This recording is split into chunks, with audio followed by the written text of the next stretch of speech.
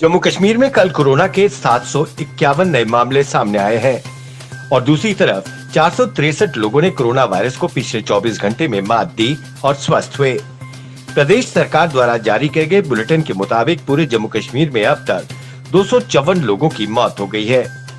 वहीं प्रदेश में कल सबसे ज्यादा प्रभावित जिला श्रीनगर रहा, जहां कोरोना के 271 नए मामले सामने आए। वहीं अगर जम्मू संभाग की बात करें तो कल यहां 240 नए मामले सामने आए हैं, तो वहीं दूसरी तरफ कश्मीर संभाग में 511 नए मामले सामने आए। इसके बाद पूरे जम्मू कश्मीर में कोरोना संक्रमितों का आंकड़ा बढ़कर 14,650 हो गया है। श्रीनगर में ऐतिहासिक शंकराचार्य मंदिर में सोमवार को छड़ी मुबारक का पूजन हुआ। इस दौरान प्राचीन मंदिर में स्थापित शिवलिंग की पूजा की गई। कोरोना संक्रमण के प्रसार से बिगड़े हालात के कारण इस दौरान मंदिर में सामूहिक पूजन नहीं हो पाया। संभवतः 3 अगस्त को बाबा बर्फानी के दर्शन के लिए छड़ी मुबारक को श्रीनगर से हेलीकॉप्टर से ही पवित्र गुफा तक ले जाया जाएगा।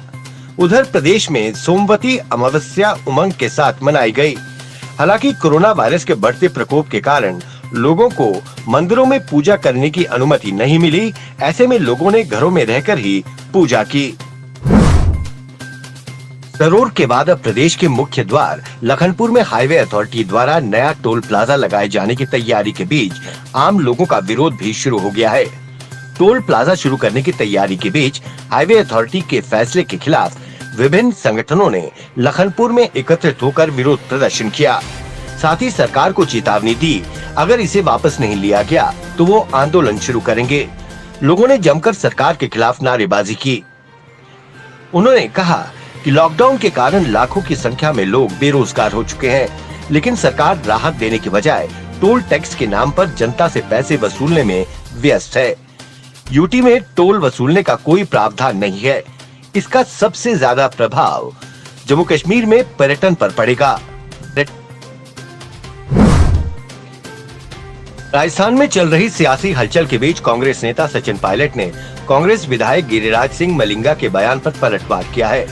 पायलट ने कहा कि मैं दुखी हूं, लेकिन मेरे खिलाफ लगाए जा रहे ऐसे आधारहीन और संगीन आरोपों से आश्चर्यचकित नहीं हूं। पायलट ने कहा कि ये पूरी तरह से मुझे बदनाम करने और राजस्थान के पार्टी नेतृत्व के खिलाफ कांग्रेस के सदस्य और विधायक के रूप में उठाई गई वैध चिंताओं को नजरअंदाज करने के लिए किया गया है। इस प्रयास का उद्देश्य मुझे बदनाम करना और मेरी विश्वसनीयता पर हमला करना है। कांग्रेस के वरिष्ठ नेता और मध्य प्रदेश के पूर्व मुख्यमंत्री दिग्विजय सिंह ने अयोध्या में राम मंदिर निर्माण के लिए गठित ट्रस्ट के सदस्यों को लेकर सवाल उठाए हैं। उन्होंने शंकराचार्य को न्यास में शामिल करने की मांग भी की। बता दें कि राम मंदिर का भूमि पूजन 5 अगस्त को होना है। दिग्विजय सिंह ने कहा, सभी चाहते हैं कि भव्य राम मंदिर का निर्माण हो, लेकिन केंद्र सरकार ने शंकराचार्य को न्यास में स्थान नहीं दिया। उनके स्थान पर विश्व हिंदू परिषद और भारतीय जनता पार्टी के नेताओं को इसका सदस्य बनाया गया। हम इस पर आपत्ति जताते हैं। राजस्थान में जारी सियासी संग्राम के बीच राज्य के मुख्यमंत्री अशोक गहलोत ने सोमवार को प्रेस कॉन्फ्रेंस की, जिसमें उन्होंने पूर्व उप मुख्यमंत्री सचिन पायलट पर निशाना साधते हुए कहा कि उनकी चाल, चरित्र और चेहरा सामने आ गया है। कांग्रेस ने हमेशा सचिन पायलट का साथ दिया, लेकिन उन्होंने पार्टी की पीठ पर छुरा घोंपने का काम किया। गहलोत ने कहा, पायलट को कम उम्र में सब कुछ मिल गया। पायलट ने बहुत गंदा खेल खेला। पायलट लोगों को लड़ाने का काम करते हैं। हमने साजिश का पर्दाफाश किया है। श्री माता वैष्णो देवी श्राइन बोर्ड के पुनर्गठन की तैयारी चल रही है। देश के अन्य दूसरे श्राइन बोर्ड की तर्ज पर इसका नए सिरे से गठन होगा। इसमें स्थानीय जन प्रतिनिधियों तथा भागीदारों को भी प्रतिनिधित्व मिलेगा। बोर्ड सदस्यों का कार्यकाल 3 साल का होता है, जो खत्म होने पर है। जम्मू कश्मीर में माता वैष्णो देवी श्राइन बोर्ड को छोड़कर अन्य श्राइन बोर्ड में स्थानीय नुमाइंदों को शामिल किया गया है।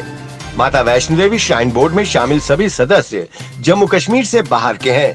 श्राइन बोर्ड में स्थानीय लोगों को मौका देने की वकालत करने वालों का मानना है कि बाहरी होने की वजह से श्राइन बोर्ड के सदस्य स्थानीय मुद्दों तथा समस्याओं के बारे में विचार नहीं कर पाते हैं। बिहार इन दिनों दोहरी मार झेल रहा है। एक तरफ कोरोना संक्रमण के मामले तेजी से बढ़ते जा रहे हैं, तो दूसरी तरफ बाढ़ ने नीतीश सरकार की मुश्किलें बढ़ा दी हैं। इन दोनों परिस्थितियों के बीच इसी साल राज्य में चुनाव भी होने हैं, जिससे सरकार के ऊपर चौतरफा दबाव आ गया है। वहीं विपक्ष लगातार दोनों मुद्दों और चुनाव टालने को लेकर सरकार पर हमलावर है।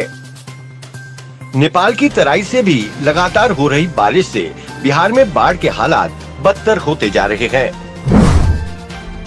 छत्तीसगढ़ के मुख्यमंत्री भूपेश बघेल ने राजस्थान में सचिन पायलट और कांग्रेस के बीच चल रहे तनाव को जम्मू कश्मीर में उमर अब्दुल्ला और उनके पिता फारूक अब्दुल्ला की नजरबंदी से रिहाई मामले से जोड़ दिया था। बघेल के इस बयान पर अब उमर अब्दुल्ला ने ट्वीट कर कहा, मैं इस तरह के झूठे दुर्भाग्यपूर्ण आरोपों से तंग आ गया हूँ कि सचिन पायलट ने जो भी किया वो किसी न किसी तरह से इस साल की शुरुआत में मेरे या मेरे पिता की रिहाई से जुड़ा था। अब बहुत हो गया। श्री भूपेश बघेल से मेरे वकील अब बात करेंगे।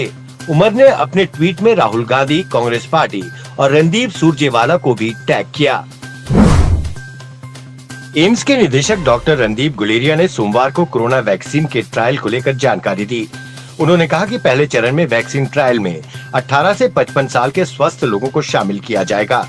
ट्रायल के लिए कुल सैंपल 1125 लिए गए हैं, जिनमें से 375 स्वस्थ लोगों पर पहले चरण में और 12 से 65 साल के 750 लोगों पर दूसरे चरण में ट्रायल किया जाएगा।